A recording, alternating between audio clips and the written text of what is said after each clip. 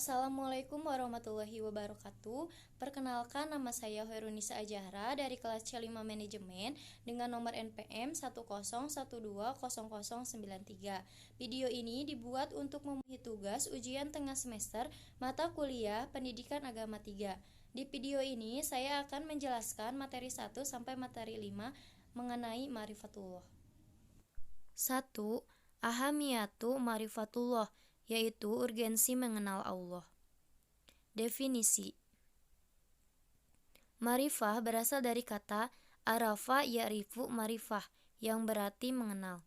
Dengan demikian, ma'rifatullah berarti usaha manusia untuk mengenal Allah, baik wujud maupun sifat-sifatnya. Manusia sangat berkepentingan untuk mengetahui siapa penciptanya dan untuk apa ia diciptakan. Karena itu, manusia pun mulai melakukan penelitian dan mencari-cari siapa gerangan Tuhannya. Manfaat mengenal Allah, makrifatullah. Ma'rifatullah merupakan ilmu yang paling mulia dan penting, karena materi yang dipelajarinya adalah Allah. Manfaat yang dihasilkannya pun tidak saja untuk kepentingan dunia, tapi juga untuk kebahagiaan akhirat. Orang yang mempelajari ma'rifatullah akan menjadi insan yang beriman dan bertakwa bila Allah memberi hidayah kepadanya. Dan bagi muslim yang mempelajarinya, insya Allah akan menaikkan keimanan dan ketakwaan, raful iman wa taqwa, sebagai balasan atas keimanan dan ketakwaan mereka. Allah Subhanahu wa Ta'ala menyajikan kebaikan-kebaikan bagi mereka, yaitu diantaranya 1. Al-Khalifah, bahwa Allah Subhanahu wa Ta'ala menjanjikan kepada mereka untuk menjadi penguasa di bumi ini. 2. Tamkinuddin, diteguhkannya agama Islam di bumi. 3. Al-Amnu, bahwa Allah Subhanahu wa Ta'ala akan mengkondisikan orang-orang yang beriman rasa aman dan tentram setelah sebenarnya mereka selalu ditimpa keresahan dan ketakutan. 4. Al-Barakat, keberkahan yang melimpah. 5. Al-Hayatun Thoiban, kehidupan yang baik. 6. Al-Zanah, surga. Ciri-ciri dalam ma'rifatullah. Seseorang dianggap ma'rifatullah, mengenal Allah Subhanahu wa Ta'ala, jika ia telah mengenali 1. Asma, nama Allah Subhanahu wa Ta'ala. 2. Sifat Allah Subhanahu wa Ta'ala. 3. Af'al, perbuatan Allah Subhanahu wa Ta'ala yang terlihat dalam ciptaan dan tersebar dalam kehidupan Allah. Kemudian dengan bekal pengetahuan itu ia menunjukkan sikap sidik, yaitu benar dalam bermuamalah, bekerja dengan Allah Subhanahu wa Ta'ala, ikhlas dalam niatan dan tujuan hidupnya hanya karena Allah Subhanahu wa Ta'ala, pembersihan diri dari akhlak-akhlak tercela dan kotoran-kotoran jiwa yang membuatnya bertentangan dengan kehendak Allah Subhanahu wa Ta'ala, sabar atau menerima pemberlakuan hukum atau aturan Allah Subhanahu wa Ta'ala atas dirinya, berdakwah atau mengajak orang lain mengikuti kebenaran agamanya, memberikan dakwahnya itu dari pengaruh perasaan, logika, dan subjektivitas siapapun. Ia hanya menyerukan ajaran agama seperti yang pernah diajarkan. Dukungan dalil yang kuat. Pemahaman ma'rifatullah yang benar harus didukung oleh dalil-dalil yang kuat dan sahih yang sudah Allah siapkan agar kita sebagai hambanya memikirkannya. Di dalam Al-Quran Al-Karim, kita akan mendapati ungkapan-ungkapan Allah Subhanahu wa Ta'ala yang berbunyi, apakah kalian tidak memikirkan? Atau apakah mereka tidak mendengar? Dalil nakli. Allah Subhanahu wa Ta'ala menurunkan Al-Quran sebagai petunjuk dan juga peringatan untuk umat manusia. Allah Subhanahu wa Ta'ala berfirman dalam Quran surat Al-An'am ayat 19. Dalil akli. Jika manusia merenungkan apa yang terdapat di alam semesta, pasti akan menyadari bahwa keharmonisan sistem alam semesta tidak terjadi secara kebetulan. Pasti ada yang maha mengatur dan maha menjaga atas hal ini. Dialah Allah Subhanahu wa Ta'ala. Allah berfirman dalam Quran surat Ali Imran ayat 190. Dalil fitrah. Jika manusia menggunakan fitrahnya, maka dia pasti akan menyatakan bahwa tidak ada Tuhan selain Allah yang maha menciptakan alam beserta isi. Allah Subhanahu wa Ta'ala menjelaskan dalam Quran surat Al-A'raf ayat 172. Figur-figur teladan dalam makrifat. Rasulullah SAW adalah orang yang paling utama dalam mengenali Allah Subhanahu wa Ta'ala. Ulama amilun, yaitu ulama yang mengamalkan ilmunya. Sarana-sarana yang mengantarkan seseorang pada ma'rifatullah adalah 1. Akal sehat, 2. Para Rasul, 3. Asma dan sifat Allah Subhanahu wa Ta'ala. Cara mengenal Allah, yaitu jalan yang dilalui bukan atas dasar petunjuk Islam, al-hawas, panca indera, dan akli, akal pemikiran. Karena tidak diikuti dengan keimanan terhadap hasil pencariannya itu, timbullah prasangka dan keraguan-raguan, al-irtiyab, dan pada akhirnya menjadi kafir. Jalan yang dilalui berdasarkan petunjuk Islam. Jalan mengenal Allah telah ditunjukkan oleh Islam dengan menggunakan prinsip keimanan dan angka pemikiran, yaitu melalui tanda-tanda Al-Quran dan hadis, ayat-ayat alam semesta, dan melalui mukjizat. Jalan penghalang dalam ma'rifatullah. Al-kubru yaitu sombong, az-zumma yaitu zalim, al-kazibu yaitu dusta, al-fusuku yaitu fasik, al-kufru yaitu ingkar, al-fasadu yaitu fasad, al-ghaflah yaitu lengah, katsarul ma'asi yaitu banyak berbuat durhaka, al-irtiyab yaitu ragu-ragu. Materi kedua yaitu at-thoriq ila ma'rifatullah, cara menuju ma'rifatullah. Ma'rifatullah berasal dari dua kata ma'rifat, dan Allah secara singkat ma'rifatullah adalah mengenal Allah. Menurut Imam Al-Ghazali, ma'rifat adalah pengetahuan yang tidak menerima keraguan terhadap zat dan sifat Allah Subhanahu wa Ta'ala. Ma'rifat terhadap zat Allah adalah mengetahui bahwa sesungguhnya Allah adalah wujud esa, tunggal dan sesuatu yang maha agung, mandiri dengan sendirinya dan tiada satupun yang menyerupainya. Melalui ayat-ayat Allah Subhanahu wa Ta'ala. Pertama, ayat qauliyah, terdapat Quran surat At-Tin ayat 1-5 yang berbunyi, A'udzu billahi minasyaitonir rajim. Bismillahirrahmanirrahim. Wat-tini waz-zaitun wa turi sinin wa hadal baladil amin. Laqad khalaqnal insana fi ahsani taqwim. Summa radadnahu asfala safilin. Yang artinya, demi buah tin dan buah zaitun, dan demi bukit Sinai, dan demi kota Mekah ini yang aman. Sesungguhnya kami telah menciptakan manusia dalam bentuk yang sebaik-baiknya. Kemudian kami kembalikan dia ke tempat yang serendah-rendahnya, yaitu neraka. Quran Surat At-Tin ayat 1-5. 2. Ayat kauniyah.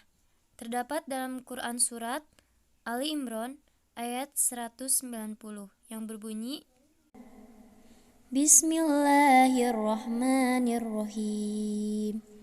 Inna fi khalqis samawati wal ardi wa ikhtilafil laili wan nahar la ayati lil ulil albab. Yang artinya, sesungguhnya dalam penciptaan langit dan bumi dan silih bergantinya malam dan siang, terdapat tanda-tanda bagi orang-orang yang berakal. Quran Surat Ali Imran ayat 190. Melalui metode Islam. Pertama, dengan nak dan akal. 2. Membenarkan. 3. Menghasilkan iman. Melalui metode selain Islam. Pertama, dugaan dan hawa nafsu. Kedua, ragu-ragu. Dan ketiga, berakibat kufur. Materi ketiga yaitu al-mawani min ma'rifatullah, penghalang mengenal Allah. Secara garis besar, terdapat dua hal yang menghalangi manusia dalam mengenal Allah. Pertama, maradus syahwat, yaitu berkaitan dengan penyakit hati, berupa nafsu dan kesenangan serta perilaku yang tidak terpuji. Kedua, maradus subhat, yaitu berbagai hal yang menimbulkan keraguan, lebih banyak berkaitan dengan masalah akal dan logika. Maradus syahwat. Yang pertama ada al-fisku, yaitu kefasikan. Fasik adalah orang yang senantiasa melanggar perintah dan larangan Allah, bergelimang dengan kemaksiatan, serta senantiasa berbuat kerusakan di bumi. Yang kedua ada al-kibru, yaitu kesombongan. Kesombongan merupakan suatu sikap di mana hati seorang ingkar dan selalu membantah terhadap ayat-ayat Allah Ta'ala. Ad-julmu, yaitu kezaliman. Mengenai sifat jolim ini, Allah Ta'ala berfirman yang berbunyi, Bismillahirrahmanirrahim. Waman adalamu mimman dzukira bi ayati rabbih summa a'rada anha inna minal mujrimina muntakimun. Yang artinya, dan siapakah yang lebih zalim daripada orang yang telah diperingatkan dengan ayat-ayat Tuhannya, kemudian ia berpaling daripadanya? Sesungguhnya kami akan memberikan pembalasan kepada orang-orang yang berdosa. Quran Surat As-Sajdah ayat 22. Al-Kizbu, yaitu kedustaan. Kedustaan merupakan sikap bohong atau pura-pura dan pengingkaran terhadap ayat-ayat Allah Ta'ala. Katsratul ma'asi, yaitu banyak melakukan perbuatan maksiat. Terdapat dalam Quran Surat Al-Mutaffifin ayat 14 yang berbunyi Bismillahirrahmanirrahim. Kalla bal rana ala qulubihim ma kanu yaksibun. Yang artinya, sesekali tidak demikian.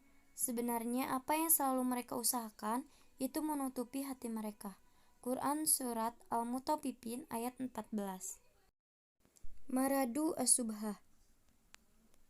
Maradu as-subhah, yang pertama ada al-jahlu, kejahilan atau kebodohan. Yang kedua, al-irtiyab, yaitu keraguan-raguan. Yang ketiga, al-inhiraf, yaitu penyimpangan. Yang keempat, al-ghaflah, yaitu kelalaian. Materi yang keempat, al-adillah ala wujudillah, yaitu bukti keberadaan Allah. Eksistensi Allah. Keberadaan Allah, Tuhan yang telah menciptakan dan memelihara alam semesta dengan kekuasaan dan kasih sayangnya, adalah hal yang tak terbantahkan. Eksistensi Allah Ta'ala ditunjukkan oleh beberapa dalil berikut ini. Pertama, ad-dalilul fitri, dalil fitrah. Secara bahasa, fitrah artinya al-hilayah, yaitu keadaan asal ketika seseorang manusia diciptakan oleh Allah. Fitrah adalah sifat asasi, dasar yang masih murni, yang belum terpengaruh oleh faktor-faktor eksternal. 2. Ad-dalilul hissi, yaitu dalil yang dapat diindra. Ada bukti-bukti keberadaan Allah Ta'ala yang dapat dilihat, dirasai atau disentuh oleh indera manusia. Biasanya berupa kejadian luar biasa yang terjadi di tengah umat manusia. Di antaranya adalah mukjizat para nabi dan rasul yang telah disaksikan oleh manusia. Ad-dalilul akli, dalil yang dapat oleh akal.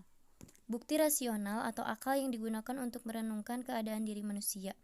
Alam semesta, dia dapat membuktikan adanya Tuhan.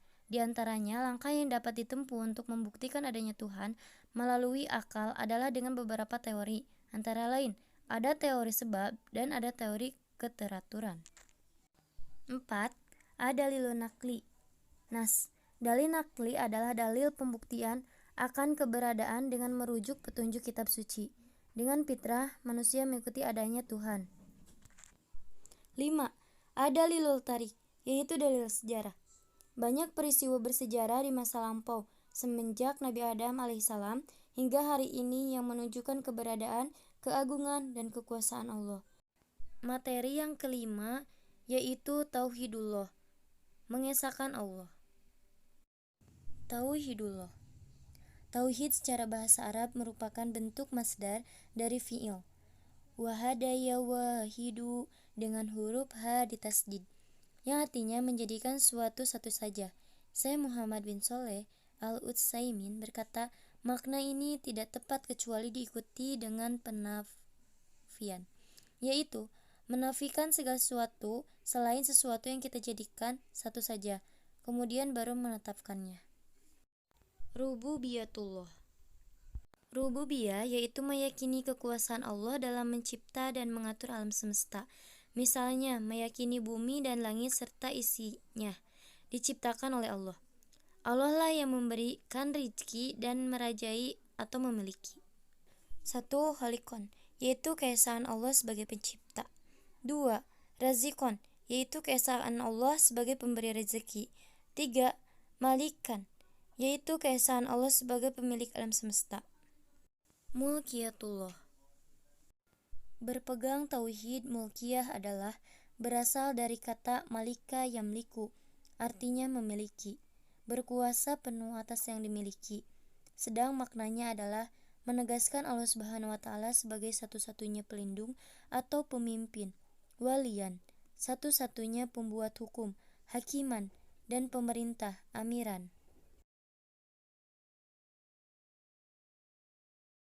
1. Walian, yaitu pelindung dan pemimpin. 2. Hakiman, yaitu pembuat. Goyatan, yaitu yang dituju. Dalam melaksanakan kewajiban untuk mengesahkan Allah sebagai bentuk dari keyakinan seorang hamba terhadap Robnya, maka tentunya seorang hamba akan mengetahui Allah sebagai satu-satunya yang dituju, yang diibadahi, dan yang disembah. Ilahan ma'buda, Tuhan yang disembah. Makna dari ilahan ma'buda, Tuhan yang disembah, ini menjadikan indikasi bahwa hanya Allah sebagai satu-satunya yang wajib disembah dan diibadahi. Tidak ada Tuhan selain itu yang menjadi tandingan sebagai ilah yang disembah. Cukup sekian materi yang dapat saya sampaikan. Mohon maaf bila ada kesalahan. Wabillahi taufiq wal hidayah. Wassalamualaikum warahmatullahi wabarakatuh.